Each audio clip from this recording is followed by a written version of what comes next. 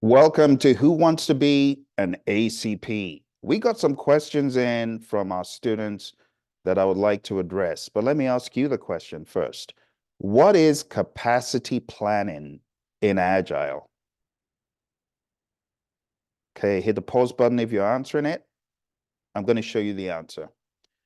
Capacity planning is all about planning based on team availability.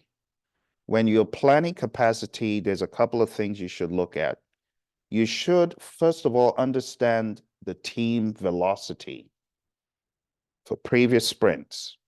When you understand the team velocity, you then look at the team's availability. The team's availability will give you an idea of whether they are likely to meet that same expectation of velocity or not. So if the team has, for the past several sprints, leveled between 100 and 120 story points, there's that expectation from management, like it or not, right? But if you take a look at the team availability, and instead of the team being available for how they normally are available, they're now only available for half of that time, you got to factor that in when you look at story points. You got to factor that in when you look at the velocity expectations. That's what capacity planning is all about. Planning how to fulfill what needs to be done based on the team's availability. Sometimes it won't make sense to promise certain expectations, even if they have been met in the past, because the velocity and capacity are not adding up as apples to apples based on the past. So you always need to think, okay, average velocity is 100.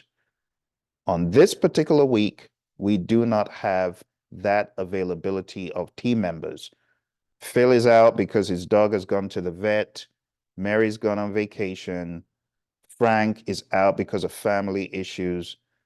And you need to make those plans based on the team's availability. Let's go to the whiteboard and talk about this a little bit more.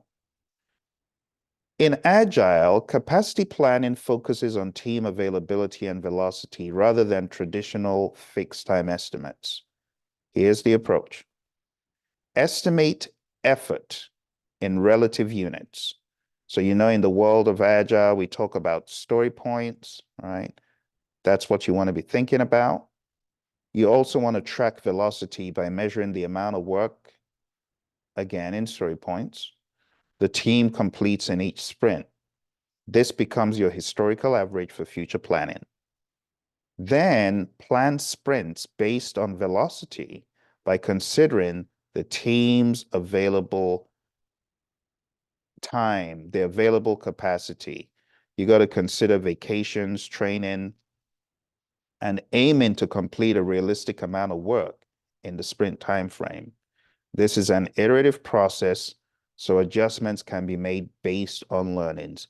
It will be foolish to say, oh, we always do 100, so let's work overtime. No, that is not the way to proceed, which is why when you're doing your sprint planning, this is an opportunity for you to ask questions, get curious, and ensure that you have the expected capacity or close. And if not, then you need to plan accordingly. Thank you very much for the question to our ACP students. I hope this explains it.